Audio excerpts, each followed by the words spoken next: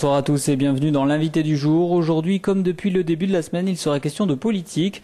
En effet, à l'occasion du conseil municipal, Jean-Luc Moudinque, le chef de l'opposition, nous donne sa position sur les sujets qui ont fait l'actualité du mois de novembre. Retour sur le premier d'entre eux, Toulouse serait la troisième ville la plus embouteillée de France. J'ai plaidé pendant des années pour que l'on réalise un grand contournement, comme le font les autres collectivités.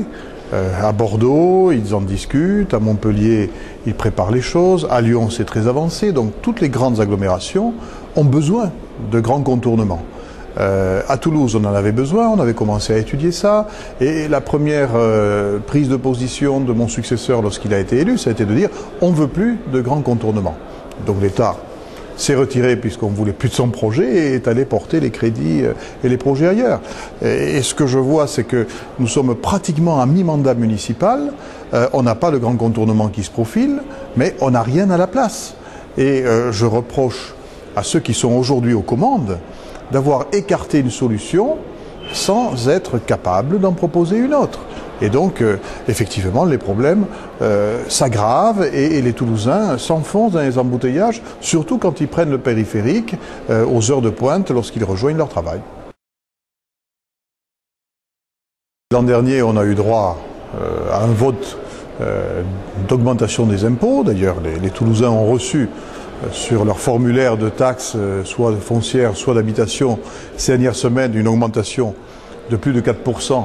Qui n'était pas prévu parce que je me souviens de la campagne électorale, c'était en 2007-2008, c'est pas si vieux, et la liste qui était en face avait juré devant tous les Toulousains qu'elle n'augmenterait pas les impôts.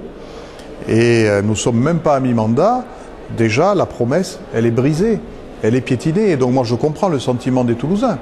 Ils ont entendu ceux qui se sont avérés être après les élus de la majorité actuelle, ils les ont entendus comme candidats dire la vie est trop chère, on va baisser ceci, on va baisser cela, on va donner du pouvoir d'achat.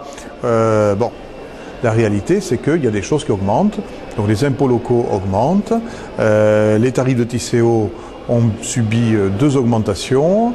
Le tarif de nuit qui, dans les parkings le soir, permettait de sortir de manière facile, a été supprimé. Donc en réalité, effectivement, la nouvelle majorité municipale, enfin nouvelle, elle est là depuis presque 3 ans, a opéré des augmentations, notamment des augmentations d'impôts, contraires à ses engagements électoraux.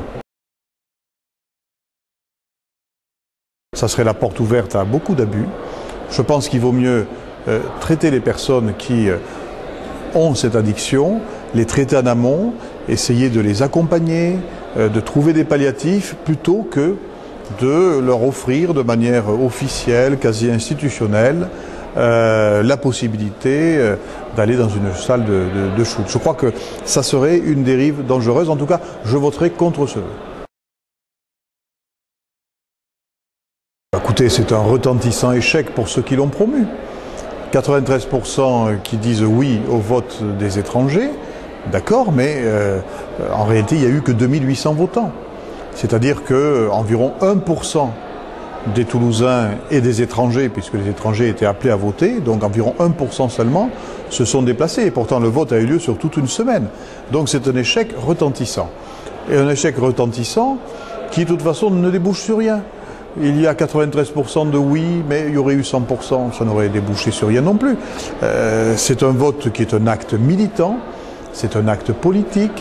Je suis d'ailleurs critique à l'égard de la mairie qui a prêté la main à l'organisation de quelque chose qui n'est ni légal, ni producteur de quelque changement de loi que ce soit, donc quelque chose qui n'a aucune valeur juridique, et qui a pu donner le sentiment à des étrangers qu'ils allaient avoir le droit de vote. En réalité, il n'en est rien, puisque cette consultation est une véritable mascarade. Et puis, c'est pas représentatif. 1% des votants, c'est pas quelque chose de représentatif.